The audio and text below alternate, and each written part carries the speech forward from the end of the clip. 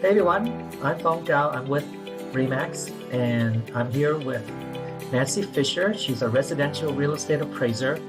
She's with Everest House Valuation. Hi Nancy, thanks for joining me. Hi, Phong. It's lovely to be with you again. Likewise, and glad you can join me. We did this a few months ago, and it turned out pretty well. So just want to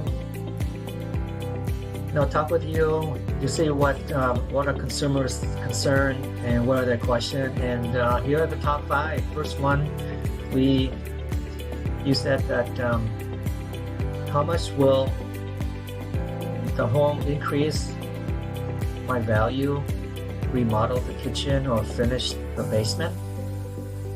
Is that right? That's a common question that I get a lot when I'm appraising a house, especially for refinance. Usually this is a common question people ask me during a refinance appraisal. And the answer is it always really varies. The answer in appraising is it depends. That's pretty much always the answer. But the cost of an improvement typically does not equate to the value that brings back. So if someone remodels their kitchen for, say it costs them $100,000, they remodel their kitchen, new cabinets, lovely granite countertops, new appliances, the whole works. Depending on the market, that might bring in, say it cost $100,000, that might bring in $40,000 or $50,000 additional. But it's not going to bring in, it's not like your house is going to be worth $100,000 more the next day. It definitely increases in value, but like almost everything in a property, the actual cost of an improvement does not actually equate to the value that it brings back. So basically it's not a one-to-one. Maybe it will increase a little bit, but not like what they think it will. Exactly. It's just not a one-to-one. And the same thing, another great example is finishing the basement. So when it comes to basements, kitchen remodels, bath remodels, I always tell homeowners, do that because it's something you want in your house. You want a remodeled kitchen, you want the finished basement so you have, double the space in your home, whatever the case may be. Do it because you want it, not because you think it's going to bring the equivalent back.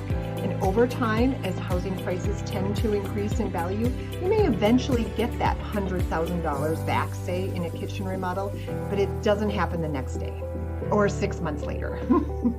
Well, that's a good point. Well, thank you for that. And another consumer are wondering, how much does backing up to a busy road hurt a property? Oh, that's a really good question too. And again, it just really depends. Are we talking like a big freeway? Does it back up to 694?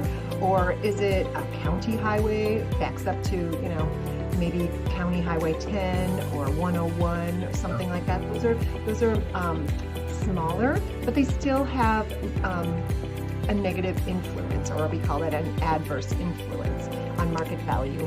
It really depends on the value of the house. If we're talking about a $900,000 house, then the adjustment might be close to $20,000 or $30,000, and it depends on like someone who has the finances to buy a $900,000 house is going to be willing to buy a house that's not up to busy road. They're going to be willing to pay $30,000, maybe even $40,000 more for that house if it does not back up to a busy road.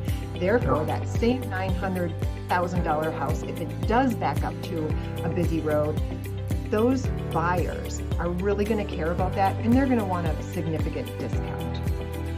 And then I'm thinking maybe it's more about the noise possibly, and there's a wall right there, so that the view is not very good.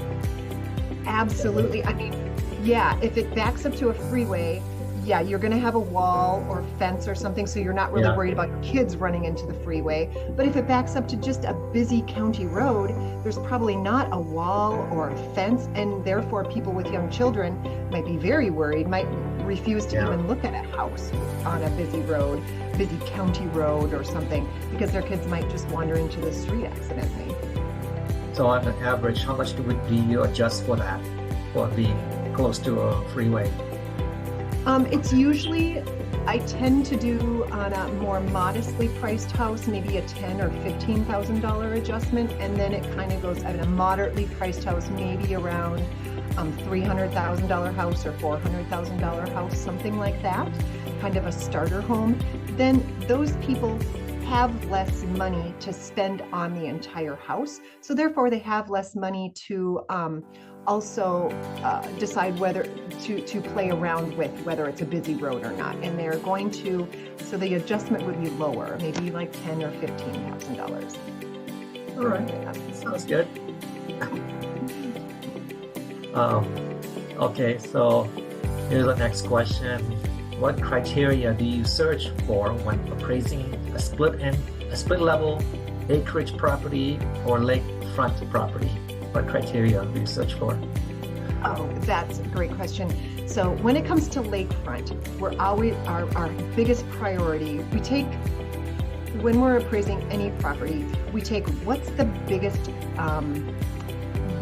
what differentiates this property from other properties.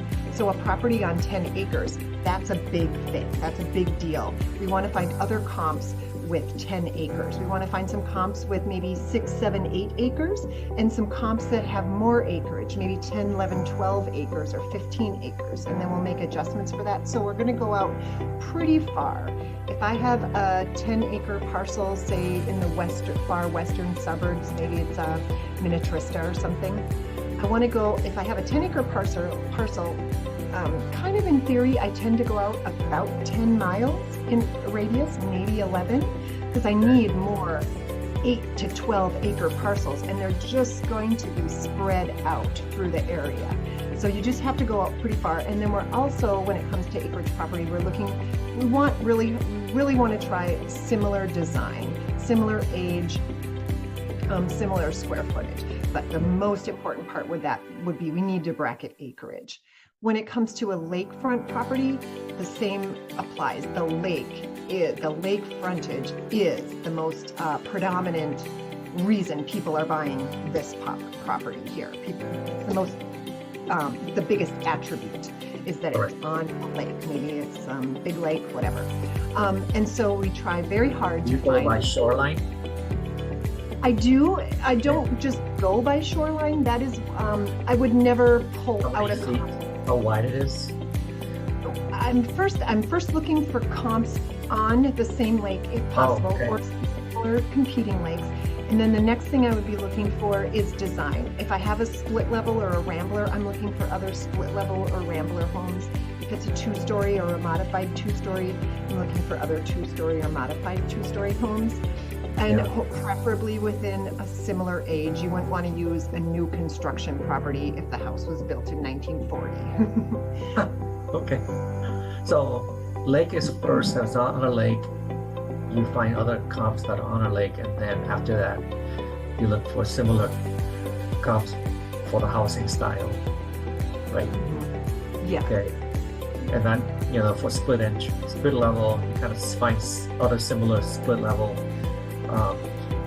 are kind of the same location, like within a mile. Yeah, for just a typical residential property in Brooklyn Park, Bloomington, all over the Twin Cities. If our house is, let's say we have a property that's a split level, built in 1990 in Brooklyn Park, and maybe it's 1,200 square feet above ground with a finished basement, 2 bathrooms upstairs and 1 bath in the basement.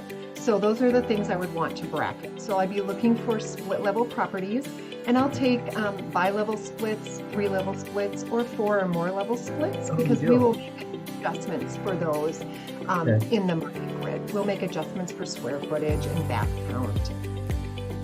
So, and then, we would typically just go out 1 mile and back only maybe 5 to 6 months, preferably 4 months, but we might need to go back a little farther.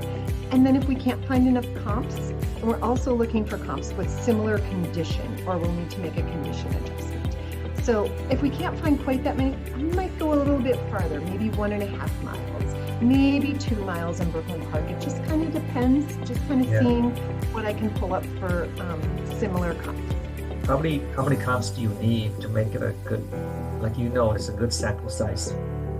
For a sample size, I like at least 25 to 30 comps would be ideal if I can find them. And 25 really? to 30, well, 25 to 30 comps will help me pull out the adjustments. I use something called a Synapse tool, which helps me decide what are people paying for bathrooms in this Brooklyn Park area? What are they paying for bedrooms? What are they paying for price per square foot of GLA? We don't take the whole price per square foot. Appraisers separate each little thing. And so we would say price per square foot for just the GLA or below grade. And our Synapse tool helps us pull out and extract what people are actually paying for bathrooms and square footage. You're saying 25 sample size, but do you include, how many do you take out of those 25 to include in your report? Yeah, so then out of those 25 to 35, maybe even 40 comps that I put in the database to help determine my comparables, I'm only going to actually use between 4 and 6 sales. And then I'll whittle it down. I need at least 3 sold comps. I usually have a 4th one in there just for additional support. And then I also like to have 1 or 2 active listings or pending sales. And then that lets the reader know, okay, I can see you can see some of these comps are 2, 3, 4 months old, but right here are 2 pending sales that are about to close, and they also support this market value. So that lets the reader know that even though some of my comps are older, this is the market value. This is what's going on right now, and the market is stable. Yeah, that's a good point. Okay, that leads us to our next question. Homeowners often say something like, next week we are installing new appliances and a deck, or I have the flooring and the new toilet right in the garage. I just have to install it. Yes. So what do you say about that? Unfortunately, that happens, every once in a while, probably 15, 20 times a year. And when appraisers are appraising a property for mortgage lending, the lender almost always wants it as is. As the house is right now, when the appraiser is there, as of the date of inspection, what is the house worth? And so if there's a toilet or new flooring or cabinetry that's about to be installed, but it's not currently permanently attached to the house, it's not included. We can't say, oh, but they are going to remodel the bathroom next week, so I'm going to include that. Because then what if they don't? What if they get busy or someone passes away or they have a life crisis and they don't do that? Well, now I've appraised it saying you have a remodeled bathroom here, when actually it never actually happened. Yeah, so the advice to those homeowners, do it first and then call you? Absolutely. I mean, if I could give advice to people looking to refinance, if there's anything you're trying to update or improve, if you can do that before the inspection, before the appraisal inspection, that would be the best. Okay, sounds good. All right, and the final question I have is, what's up with the solar panels? Do they add any value? That is, oh man, that's a really tricky one. Sometimes they do add value, sometimes they don't. And when I have a property that has solar panels on it, one of the very first things I want to know is, I ask the homeowner, have those solar panels been paid off, or do you still have a loan? Are you still carrying a loan for them? For mortgage lending, if they are still carrying a loan for those solar panels, we are not allowed to include that in the value because they still actually owe money for them. And so it's just mortgage lenders have just decided if you still have a loan on them, we don't add them in value. We don't add value to them. However, so for the most part, it kind of just depends. In some little markets, I'm finding where solar panels do add value, and those tend to be in the bigger 2-story homes. I've found a number of times where like smaller split level homes, it's not really adding value. Although I'll tell you, up in Monticello, for some reason, I've seen solar panels there a number of times, and they seem to be adding value, maybe $10,000. I wouldn't say it's a huge amount, but they're adding a little bit of value up in The Monticello. homeowner has to pay that the cost of the panel. They have to pay it off first before you could include it. Yeah. Lenders want that paid off before you give So back. they already paid it off and they have a solar panel. How much value can you add? Every single appraisal that I do with solar panels is a little bit different. It just really depends on that specific market and what buyers in that market, if they're desiring solar Have you panels. done anything in Bloomington? I haven't had one in Give me an Bloomington. example one that you had one. What was that? Give me an example of one that where you added some I value did one. to. Okay. I had one in Coon Rapids, and that one was a smaller split level. The homeowner, they were refinancing to pay off their solar panels. And so I asked them, how do you like them? Are they helping you? Do you find savings? Because I like to write that down. Homeowners, payments are $0 a month, or they get a rebate check of $100 every quarter, something like that. And this person said, they're awful. We hate them. The company won't help us get them to work. They've never worked. We still have to pay our electric. And I was like, can you call the company and someone should help you, adjust them or whatever, someone should help you make them functional. And he said, no one will help us, blah, blah, blah. So that was hard to hear. So I think there are some fly-by-night solar panel companies. In fact, I know of another, a good friend of mine that her husband just, a door knocker came to their house, and before you know it, 1 week later, they were short $60,000 and they had new panels on their roof. And I was like, oh, that seems expensive. But for the kind of house they have, I think that they've got, it's kind of ripped off. But I think there are some really good solar panel companies out there. Yeah, usually they want to know how old the roof is too, because the roof has to be newer. Otherwise, because if you put the solar on and the roof is old, so they try to sell the new roof also. So for some of those companies. There's just so much to think about. So with solar panels, so say you have a newer roof, so you get solar panels on, so you've got a nice new roof and new solar panels, then you get a hailstorm and your roof needs to be replaced. Somebody has to take off those solar panels. Typically, the insurance company apparently does not pay for that, so you have to pay for that out of pocket unless you had unless that was part of your plan when you first purchased the solar panels, which a lot of those companies don't put that into their plan, especially maybe the fly-by-night ones.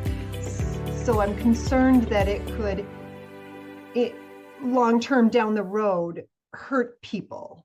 That, now your roof needs to be replaced. The solar panels need to be removed. There's a $10,000 fee you have to pay when you weren't expecting it.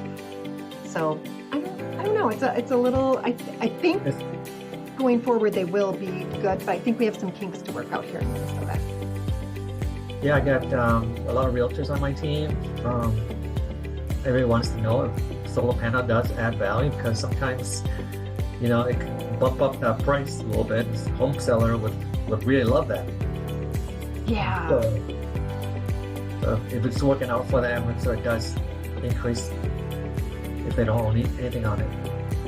Yeah, I think for listing agents, I think it's all in how they market it. If you're able to market it really well, and if the homeowners can tell you, yeah, we get $100 a month or a quarter rebate check, we don't pay any electricity, or if they can break down what they pay and how it's saving them, I think that they, then if they can sell it to the buyer that these are a really good investment, then I think it's good. It's just all in. I've seen also some listing agents don't really sell it well, and some do, and the ones that do, I can see that they're, the sale price of the house is on the high end. Yep. All right. So how do people get a hold of you? So if I have a client and they want the home to be appraised by a private appraiser like you, how do they get a hold of you? Yeah, well, my website is Everest House Valuation, And or you can give me a call at 612-968-0518, or my email is everesthouse@comcast.net. Oh no, let me say that again. And my email is everesthouse@comcast.net. And I am more than happy to talk to anyone about appraisals, how we do, how and why we do what we do. If you have any questions about appraising, I'm be more than happy to answer your questions. Well, awesome. Thank you, Nancy.